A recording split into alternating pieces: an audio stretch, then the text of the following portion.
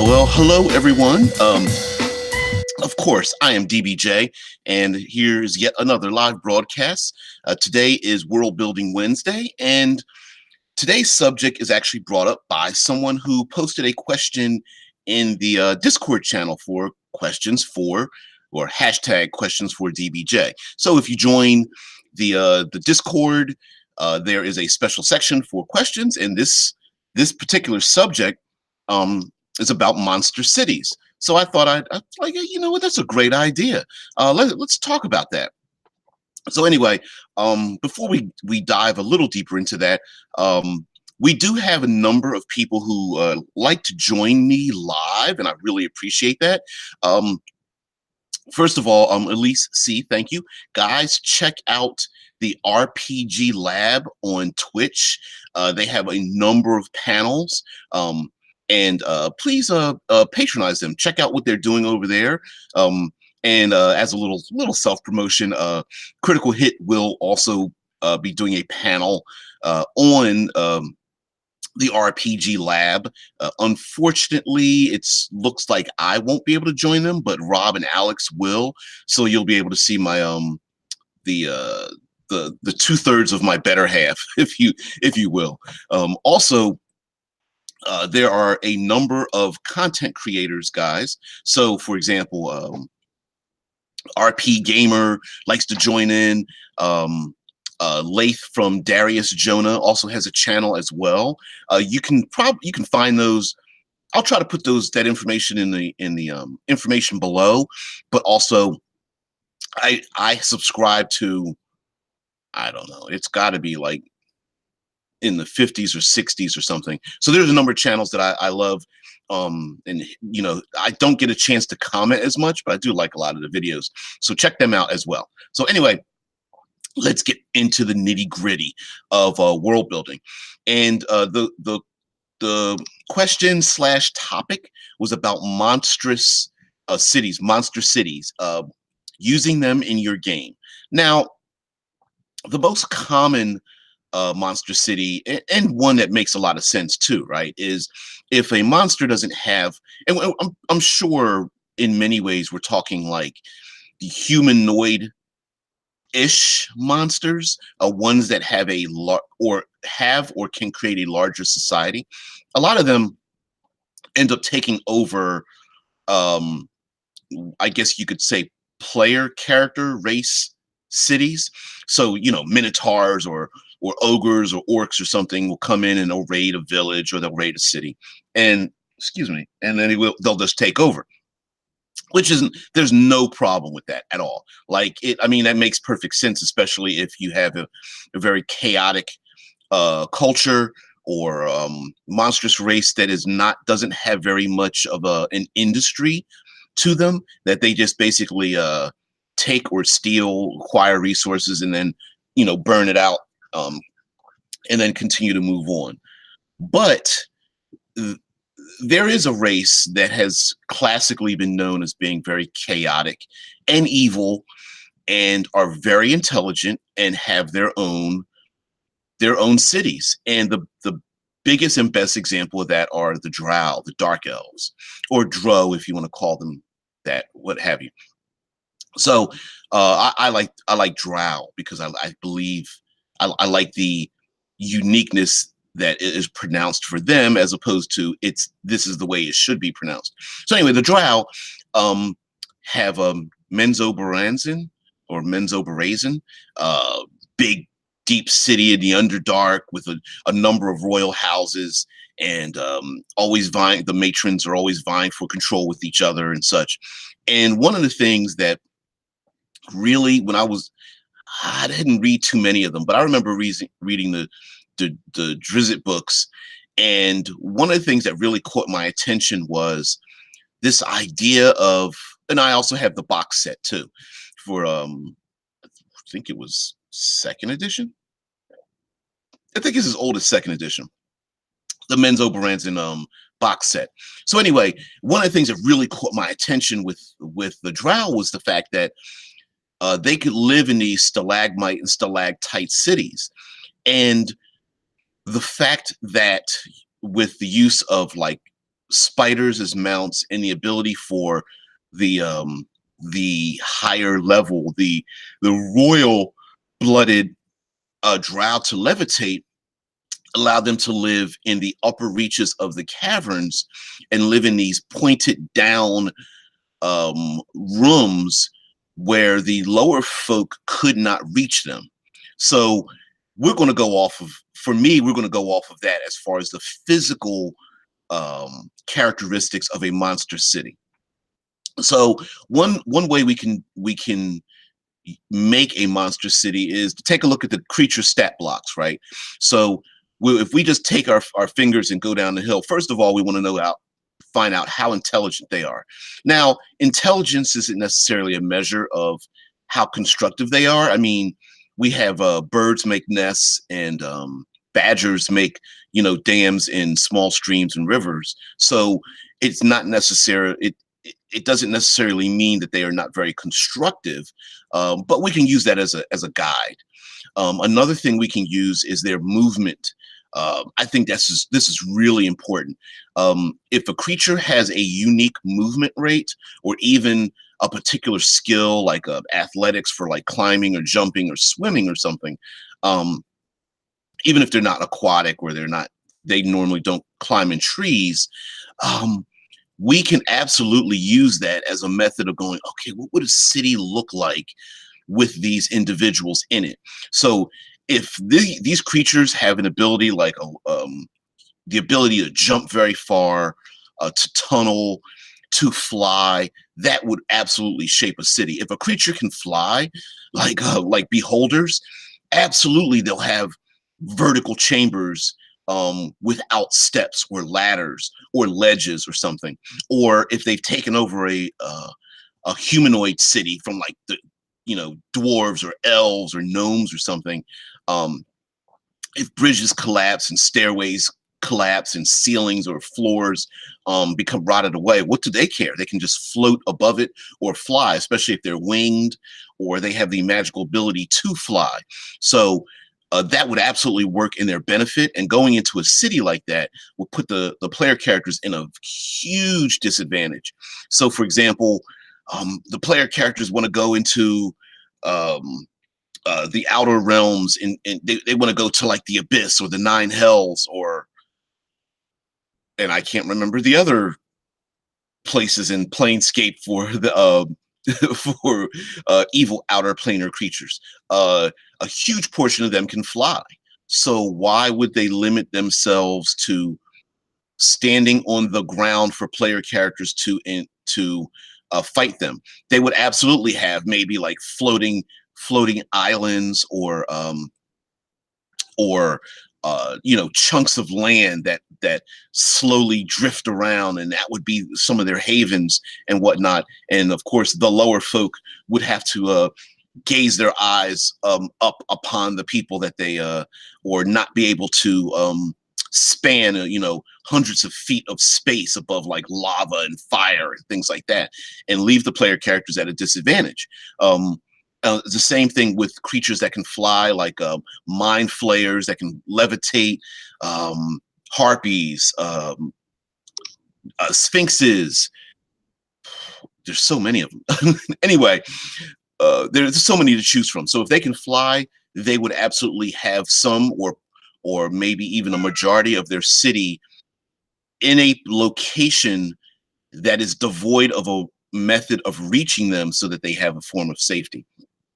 If they can climb, spider climbing, like spiders, or any creature that has an excellent ability to climb, such as like gorillas or things like that have a brachiation, they would absolutely put their cities in trees or in stone valleys, that kind of thing, and up at the higher reaches on the cliff sides, that for safety. Lisi, good morning. Yeah, I just plugged plugged the RPG Lab for Twitch TV. I'll keep on doing that. So thank you very much, by the way, for opening an invitation for us over at the RPG Lab on Twitch. So really appreciate that. Chances are I won't be able to join Alex and Rob, but I will absolutely try to if I can. They are the two-thirds of the better portion of critical hit. They are very much not like me in terms of my rambliness, but we gel extremely well together. So yeah, I really like that. What's something else for cities? Oh, tunneling. Tunneling is a great one too. In terms of having a city, simply because creatures that can tunnel, or if they have pets or mounts that can tunnel, um, it'll be a good panel. Yeah, it'll absolutely will. Those two guys are extremely creative. I mean, if you think that I go off the handle and just try to come up with some crazy stuff, you got to talk to Alex and Rob as well. I just happen to be the one that's got the worst of the chaos, the ADD, and they rein me in. Oh, Rob more so than Alex, I think. Yeah. So, but you can absolutely have monstrous creatures that have pets that have those abilities to scale uh, locations or tunnel or swim. So, for example, the drow have, ride on spiders. Those spiders can climb up sheer walls, walk across ceilings, allowing them to go into their homes, and then leaving the player characters that have gone down into the underdark, feeling like, oh, I see city lights, and damn it, we're not high enough level to have levitation and flight on the common to go up and reach them, or be a threat to kick them the hell off of their little landing pads or what have you, and kick them out into the 150-foot drop down below them. Also, monstrous cities. So we talk about the movement rate that they have, or if they have pets, so that can be used to shape the city.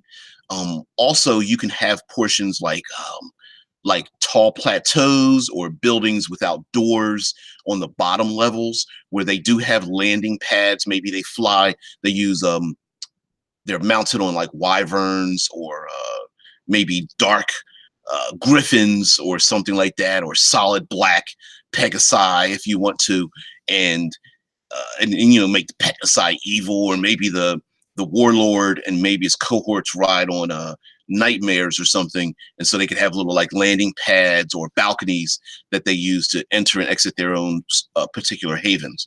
So we've got their intelligence and wisdom. Yeah, wisdom, but intelligence. How smart are they to make their cities? Movement rates, right?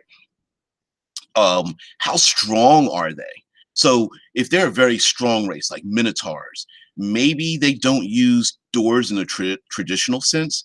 Maybe there's like these stone blocks with like weights and pulleys, and so instead of a door with a handle, they just casually move aside, or they pull on a chain that lifts a giant stone, and when they go inside, the stone drops back down. Even dwarven cities could have something like that, so that 3-ton doors just on very smooth hinges, open and close like bank vaults. And so the thief, or rogue rather, thief for us old guys, who want to break into a door, and they come upon this door, and they're like, there's no handle on it, there's no nothing, it's just a big giant stone block, what the hell. Also, do they have any special features or powers? Of course, magic, misty step, flight, levitation, um, um, even some general destructive abilities are good, because then you can use that as a method of, are they able to destroy the landscape around them to shape it? So let's say you have naga, or hags, or what's something with some mystical abilities that I haven't mentioned before? Oni or ogre magi. They're really great too, where they have magical abilities, such as like polymorph, the ability to shape change, like lycanthropes. Um, wow, the ability to increase or decrease their size, like a Dwygar, Duergar, Duigar, whatever. I like Durgar, but I believe the Dungeons and Dragons panels tend to call it Dwygar or Dwagar, whatever. Anyway, the underdark evil dwarves. You know what I'm talking about. They have the ability to increase their size, become giant sized, even temporarily. But that is a tool for them to use to move aside debris, to clear fallen caverns and things like that. And then, of course, we absolutely positively, you know, because the third pillar, that's my baby, right? That's the thing that keeps me warm. So using the third pillar, use that environment and use that as a tool. If this is their city, if you're going to make a monstrous city, they're absolutely positively going to have defenses. So do they have fire pits around their city that they can use to entrap or light on fire enemies that come in? Do they harness oozes around their city instead of like rivers? The player characters find out that there's like these oozes that are like moats around their city. Or maybe there are people who are able to corral the oozes with flaming torches or chemicals or carcasses of the dead, and the oozes become their defenses. Or maybe even if they're in the Underdark, they're able to use long sticks or hammers to break away the stone, to have the oozes drop down on people, on foes, people that try to come in and go into their city. I brought up the fact that minotaurs have the ability to never get lost in a maze. So why wouldn't a large collection of minotaurs have a city that is maze-like, where there are no specific directions and there are these rises and falls and twists and turns and walls, maybe even walls that are able to move and shift so that they can confuse people that try to enter into their cities. And it could be that you have to navigate the city and it's very easy to get lost. Maybe a lot of the landmarks look exactly the same, and they set up their city specifically to get people lost in them. So not only do you have to get in these confrontations with these like warrior minotaurs, maybe there are these like warlord minotaurs that give instructions that that tell the minotaurs to, you know, strike and then drop back and then hide behind these walls or slip, and allow they know that adventurers that come down into their or come into their cities eventually get lost, and maybe the place drives them mad, and they just wait them out, make them burn out their resources, aka uh, um, their spell slots, and become exhausted and things. And so that in and of itself could be, you know, you need to make investigation or survival skill checks to navigate, you know, investigation to find and keep track of landmarks, survival, because you have to navigate through the land. If maybe they live on the surface world, they're, you know, they live in the plains or forests or mountainous area or what have you, and you, along with fighting them, you need to make these skill checks to get through the maze. And if you can't get through, then, you know, when you start failing these, if and or when the PCs begin failing skill checks, they just become trapped by, you know, Minotaur throwing javelins at them or rocks and then disappearing over the walls or something like that. So that's also a possibility. Man, this static. Anyway, sorry. Another possibility of using all of their abilities and whatnot is to consider some of their limitations. So, for example, creatures that are vulnerable to cold won't be in a cold area, or if they are forced to live in a cold area, would absolutely want their city to be near maybe hot springs or lava or hot air that's rising from the ground, to defend themselves from the cold. So their limitations, the things that they don't like, would absolutely be either removed from the city or held at bay, or maybe the smaller, weaker, lesser versions of themselves, or even slaves, are used to extricate the things that they don't like. And then, of course, in any city, let's just talk about the pragmatic portions, right? They need food, they need water, What do they eat in the Underdark? Do they eat lichen or mushrooms? So then maybe they have fields of mushrooms and they cultivate those. Maybe they eat beetles. So instead of like you know insects can represent um, the meaty portion, the protein that they need, the carbs that they may need in their life.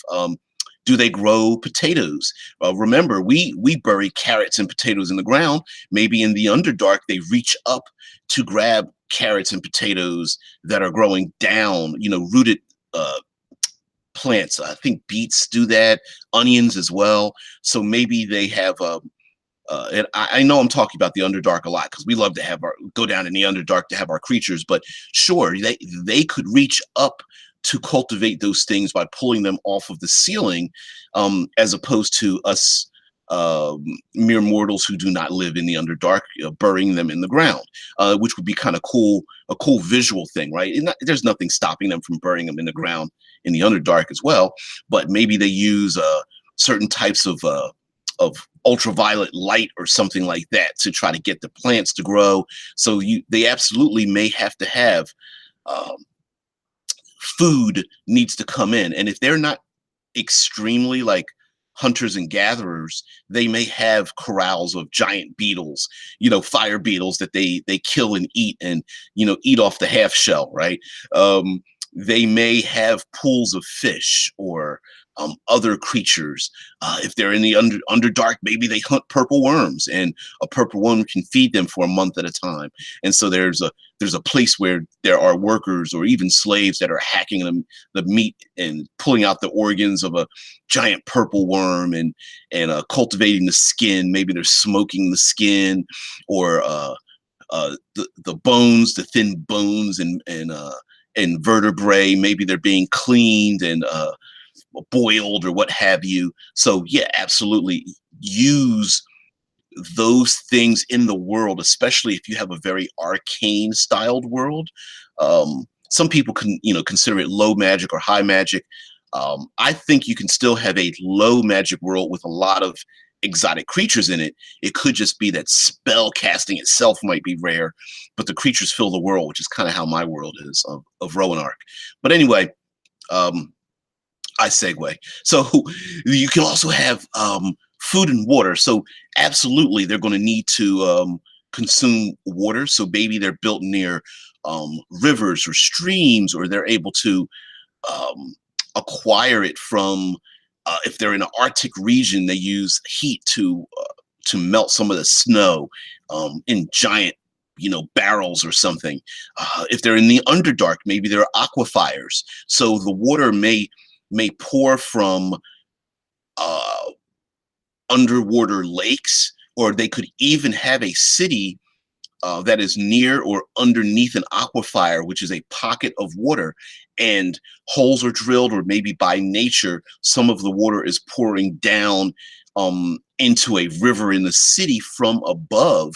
And that water is, billions of gallons of water in an encased aquifer, which might not be the smartest thing if someone could, use an explosive runes or something to pop open a hole in an aquifer and like drown the city out or something. There's plenty of fantasy art where you see cities built like right in the middle of a river, and the water is flowing, or there's a waterfall, and then there's a big castle or something there, and maybe they're using generators to generate power and what have you.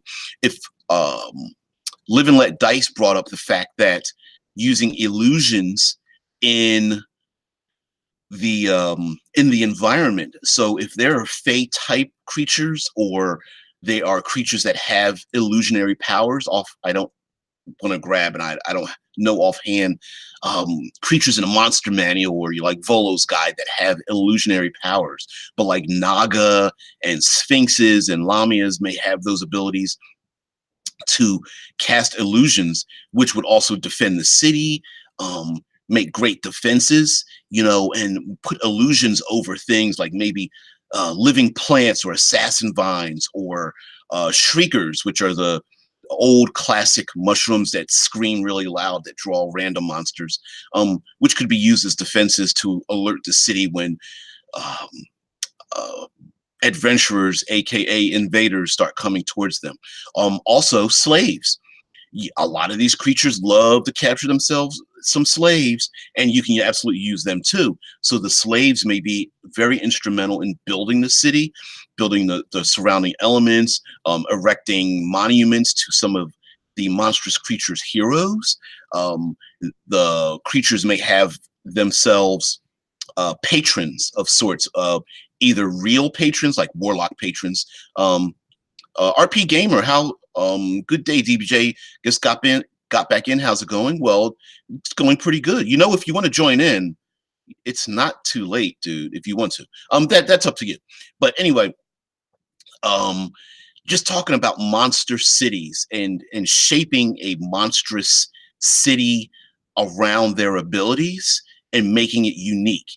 A monstrous city would absolutely be shaped around their abilities. So, for example, if you have like merfolk or Sahogan, Sahuagin, the lamprey shark-like people, creatures, may have, even if they live on the land or they have a land-based city, I think they would absolutely have easy areas for them to jump into the water. Um, Will do just going to grab a quick breakfast. Yeah, dude, I do the same thing. I swear by give a little background. I swear by some soy milk, which I think I'm going to take a swig. Mm-mm-mm-mm. So good. If only they would sponsor me. Let me stop being stupid. Okay. But talk about soy milk. If there are creatures and animals that they can acquire the resources from, like cattle or some other type of creature that they can use that they don't have to kill, but they can acquire some of the resources like milk or their eggs, that may lead the city to have um, one or more identifiers for the city and make it unique. So in your world, let's say, for example, what's something that has some kind of nutritional release that monsters could acquire that is not necessarily like milk from cattle. Oh, what's a good creature? Can't think of one. Only thing that's coming, it's kind of nasty. The only thing that's coming to mind is like milking female minotaurs, and I just I can't think of anything right now. But okay, RP Gamer also brought up the fact that some people could breed mimics, right? So you could have a city. The thing I love to do is to use what is already in Dungeons and Dragons and just build off of it, right? So you can absolutely have, let's say, a city with one or more Naga, and living within the city, the Naga have always been the patrons, not like warlock patrons, although it could be like a warlock patron, but maybe the Naga and maybe Medusa live in a city and they raise and breed lizards, right? So maybe the workers are lizard men or troglodytes. Troglodytes are a good one to use because they stink, and they also raise and breed basilisks. And you know, when basilisks come of a particular age, they're able to petrify living creatures around them. But when they're small, they're you know, they know that they can raise these lizards, and they raise them off of living flesh of their enemies that they grab and put up on hooks or something, and they can use the basilisk to ride on them around town. And then what they do is maybe they chain them up on the outskirts so that they dissuade invaders into the town, and the lizard folk, maybe the ones that are trained to corral the basilisks, they wear helmets or some kind of thing to avoid being caught in the gaze of the basilisks. Or maybe the basilisks are perfectly trained because they can turn this ability to gaze at you, to turn you to stone, and maybe they do it on and off. And so surrounding the outskirts of the city are these statues of very lifelike statues of enemies that have tried to attack the city. And they're left there as a warning, like, why are there these statues all over the place? And it's kept as a warning to say, hey, you come into our city, you better watch out. And so I love combining the creatures that are native to the D&D world, because their lives still go on, right? They still have to live and survive in and amongst themselves. I don't like the idea. I think it's very unnatural to have a bunch of creatures waiting in a room or a cave or whatever, and all they do is twiddling their thumbs, waiting for adventurers to stop by. It's very, I mean, that just doesn't make any sense. And sure, yes, you can have encounters where the creatures just happen to be in a room and they start fighting, but I love the idea of like an organic city. Final Wolf says that's badass. I'm stealing that for sure.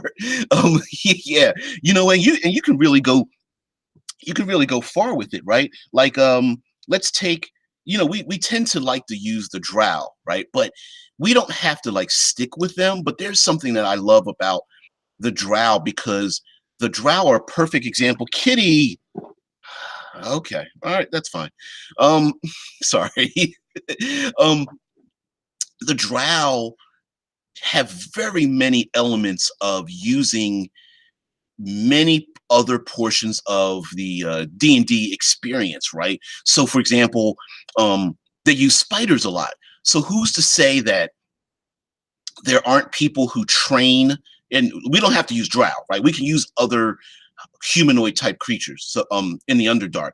So let's say we have the drow. Let's say we have spiders. Those spiders lay eggs inside of webs. So maybe these smaller webs or eggs or something are carried on the backs of defenders of the city. And when they are ready to hatch, they just split the webs open, and swarms and swarms of spiders can swarm out onto their enemies. And so maybe they ride on the back of spiders with these sacks of these smaller babies, and they patrol around for that purpose. Or maybe they're hung up in the rafters of sorts of the city, and they split them open to allow the swarm of baby spiders to consume the enemies. But we also have other creatures like the roper, which looks like a stalagmite. I think stalagmites are on the bottom, stalactites up top. Yeah, T up top and the M on the bottom. So anyway, they look like stalagmites, and they may defend the city. Piercers look like stalactites that drop down from the city if you're in the Underdark. I know I'm mentioning the Underdark quite a bit, but that happens to be a region that is very well known for their having monstrous creatures there. But if they live on the surface world, if they've taken over a major city, maybe they have evil or corralled plant-like creatures that are around, or even those mimics, right? If they are able to use the mimics or oozes, or hell, even elementals and whatnot. Another great creature that's used is the Atiag. It's the one that eats the ones that eat feces and like urine and trash and garbage and stuff. Those are great to have around in a monstrous city. Prue says, my dwarves use piercers for food. Yeah, I mean, that makes perfect sense, right? I mean, sure, they're dangerous for adventurers, but it's a very common thing for dwarves to encounter. So why wouldn't it be a normal thing? It would just be like, for example, my ass was not going after sharks and killer whales and anything in the ocean. Sharks, killer whales, jellyfish, piranha, octopus, right? But if you're Polynesian, if you're a person who lives in a coastal community, it's no big thing for you. Lobsters and fishing and all that, you're just like, nah, what a big deal, right? But for me, it is a odd thing. So monstrous creatures, or just people in general that live in and around these things, it would just seem like a normal everyday creature. Yes, they're dangerous, but they would know how to handle them or corral them or train them, or maybe they use sound or fire or a particular scent to get them to move or live in a specific area to defend themselves, even if the other creatures around them are dangerous to them. Prue says, if you know their shtick, they're easy to hunt. Exactly. Final Wolf also says, also monstrous cities might be affected by weaknesses as well as strengths. If vampires had a surface city, they would have to have ways of getting around during sunlight. And again, using their limitations. And I'm going to combine this with how Prue says, if you know their shtick, they're easy to hunt, right? So if you know, like the vampiric sunlight thing, right? You would know that, okay, if they're in the surface city, their doors and windows are shuttered, and maybe they're only able to move around underground, or between the buildings, they have these like walkways that are enclosed, and so they can actually walk above the city, but they're just connected by these enclosed catwalks. People movers, like in big cities where instead of people walking across the street, they go up into the second or third floor, and then they can walk across to these other buildings. And that would lead you to think about how the city is designed. So even like if ghouls feed off of dead flesh, so maybe the ghouls and the vampires really don't get along, but the vampires discard their dead to one area where the ghouls live, because they know that there's ghouls out there, right? And they don't get along with them, but there is a symbiotic relationship with another being or creature.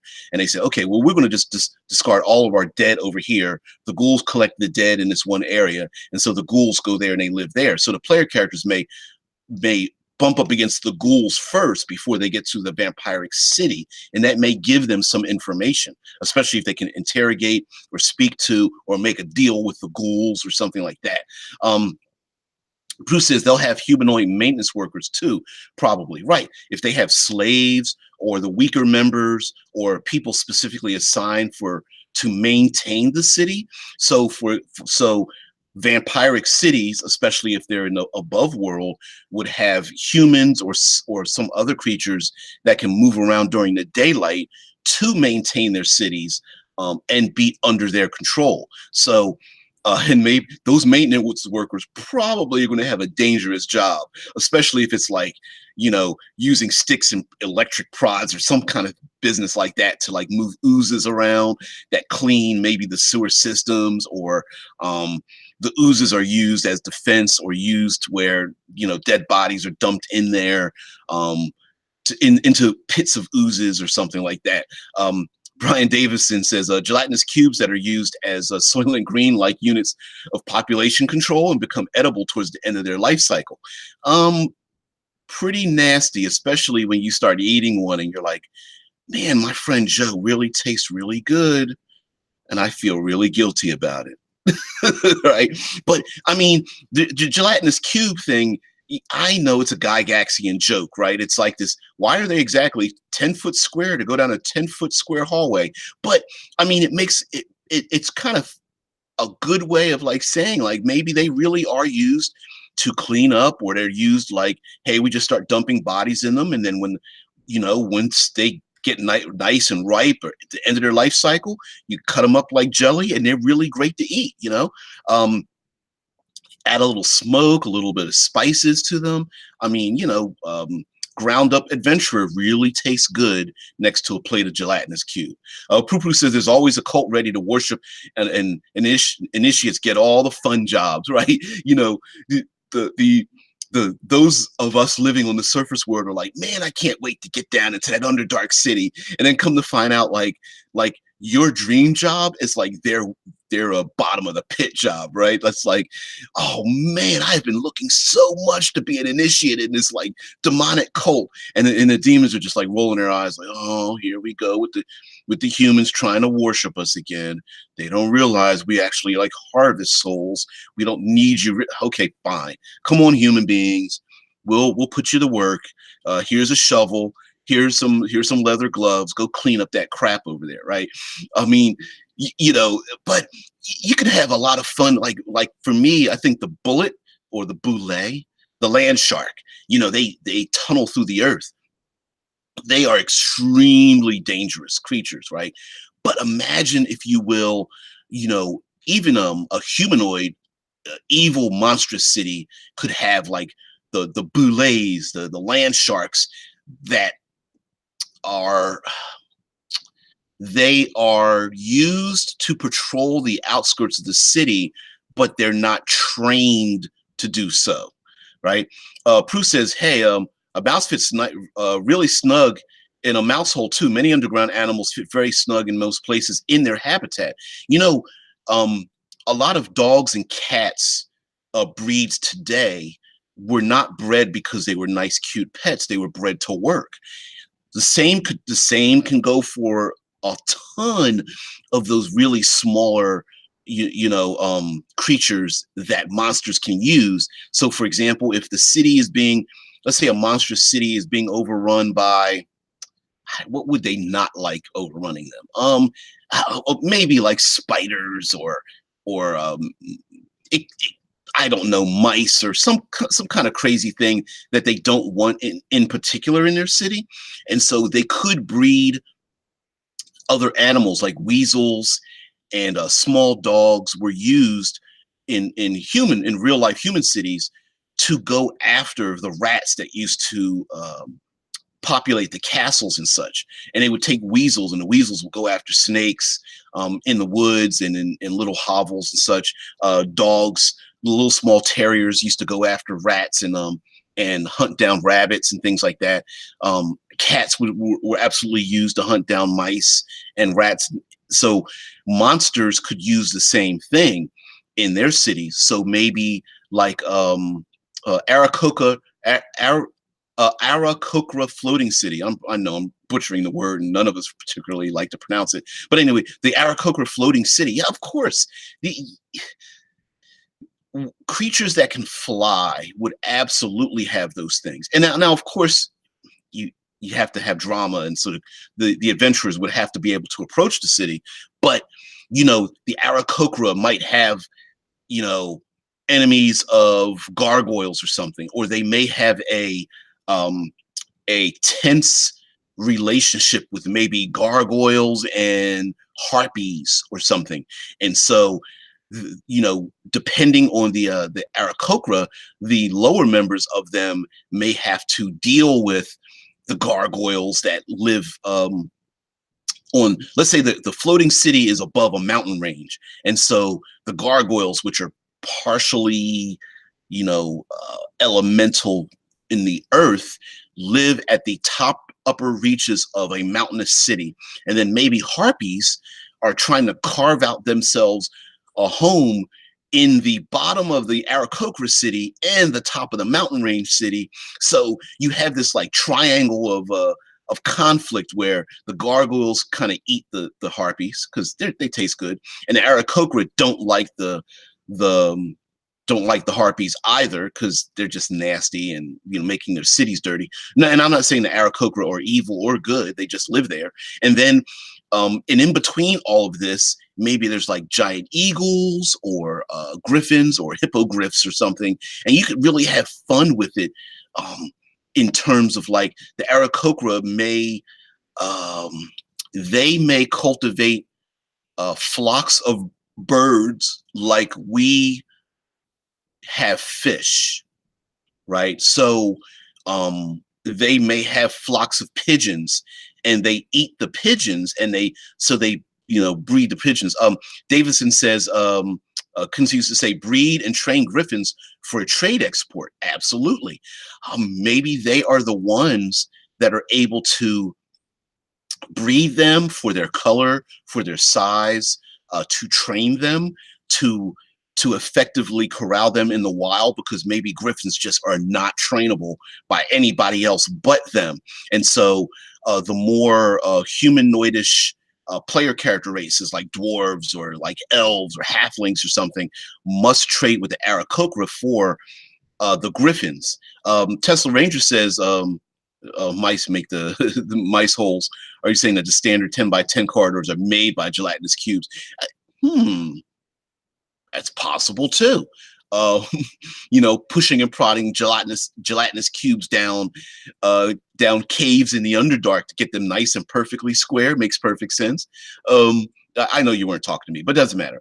It's these are great ideas to really really come up with how these places are created and why they are created. Like, what's the creature? I think it's called the Zorn. It's kind of an elemental type creature. I think it's got the mouth at the top of the head and it eats like gemstones and such. I mean, they may there may be a tense relationship with them as well. Like, they are able to pass through stone, but maybe they are able to create these big giant caves that the monsters live in. But the trade-off is, you got to give up the gemstone resources that are in these giant caves. And so, sure, they're helpful to make their land and make their little kingdom, but when they're done, it's like, okay, now we got to get them the hell out of here. How do we do that? No, I mean, nobody says that there's a perfect symbiotic relationship with any of these creatures, right? I mean, a gelatinous cube, sure, they sure can help make those nice, smooth 10 by 10 foot corridors until somebody makes a mistake and it gets sucked right into one. And yeah, that's, you never know. What was it? Were some other really cool things like using the undead? Maybe a necromancer is using the undead to build their giant monolithic city for the as a tribute to themselves, to carve their face into a mountainside or something like that, or cut down trees to expose the face that was like carved into the side of the mountain, and they're using the undead to haul labor around, using them as labor to haul like supplies up and down. You can imagine undead being used to build giant pyramids or something like that and move stones. And who cares if they get crushed under another stone? It's just some undead. We'll just throw some more people at it. Or we need to go get some more people to turn them into undead. Who knows? Man, I'm trying to think of some unused creatures, which is going through my mind right now. Like trolls. Trolls are used, but they have regeneration. So maybe they're, I don't know. Well, Troll City would not want to have fire in it. RP Gamer said that took longer than expected. Annoyingly, have to make for other people. Yeah, life is, life. Damn it, life. Why are you involved in my creativity? These are my fantasy world. Get the hell out, Anyway, I tend to go on far too long. I hope there's some ideas you guys can steal in terms of making monstrous cities. Basically, just take a look at the stat block, see what's in the monstrous city. Take a look at their stat block to look at what the monster has to use to make the monstrous city. Do they have a lesser fey on insect hives? Oh man, yeah, lesser fey could be coaxed into helping. Fey love making deals, right? Who just because they love messing with human beings and elves and halflings doesn't mean they don't like messing with minotaurs and trolls and ogres as well, right? So the Fey could absolutely be used to twist and shape people or individuals. What's the Fey that is able to polymorph other people? I think it's sprites, pixies. Anyway, one of them. So maybe I believe it's pixies. I'm going to go with pixies until I'm corrected. So pixies are able to polymorph other creatures. So you could have the pixies being coaxed into polymorphing these other creatures, monstrous creatures, which allows the polymorphing to allow them to enter and exit maybe a safe place or turn them into um, creatures to defend the city, or maybe they're able to turn into something, polymorph them into something that enables them to defend the city, such as it would be pretty nasty to have a deal with the pixies that polymorph the goblins into, a big horde of T-Rexes, because player characters always want to play that druid that can change into a T-Rex, even though a T-Rex, they've never been around one or seen one. You know what I mean? So you can do that as well. Insect hive cities absolutely make a ton of sense. Everything from insect swarms to beetles to mantises, um, um, giant wasps, and things that fly around, and any combination thereof. So, for example, Dark Sun has the Thri-kreen, right? Who's to say that you can't use Thri-kreen in your other setting, or still use it in Dark Sun? But anyway, you have Thri-kreen, and the Thri-kreen druids are able to command swarms of other insects that either crawl or fly around. Final Wolf says, speaking of hives, mind flayers as well. Yeah, mind flayers are the classic, right? They can levitate up to their havens. They mind control a ton of creatures. They're always using slaves.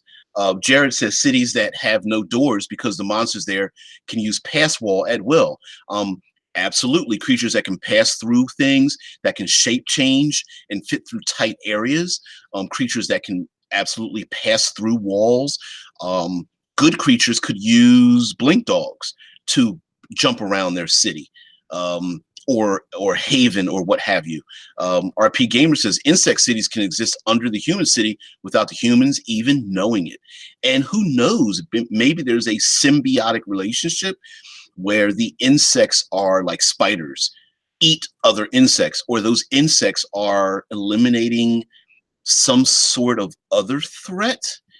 And so attacking or reducing the population of the insect city might affect the human city. Or maybe a ton of humans are like, hey, we know the insects are down there, and we, maybe we're criminals, and it's a criminal underworld, and they send down their enemies down into the insect city so that the insect city can use the living humans to implant their embryos or something inside of them. A city of mind flayers is a terrifying thought, as it's the center of a massive brain governing everything like some great AI.